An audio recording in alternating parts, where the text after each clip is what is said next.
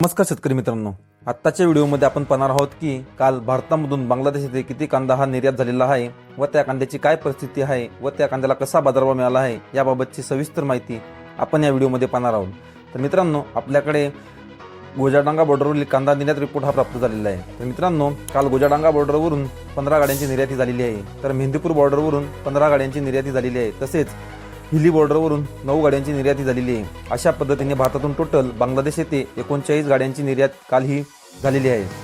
मित्रांनो, बघूया कालचे गोजाडांगा बॉर्डरवरील कांदा बाजारभाव।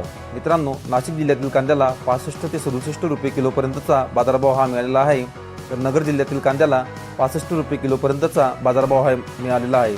तर मध्य प्रदेशच्या इंदोर येथील कांद्याला 58 ते 60 रुपये किलोपर्यंतचा बाजारभाव हा बांगलादेश येथे मिळालेला आहे। तर मित्रांनो, मागील बाजारभाव बघता कालचे बाजारभाव हे स्थिर पाहायला मिळालेले आहे। तर धन्यवाद शेतकरी मित्रांनो, आपण माझा व्हिडिओ शेवटपर्यंत बघितल्याबद्दल। व्हिडिओ आवडला असेल तर एक लाईक नक्की करा।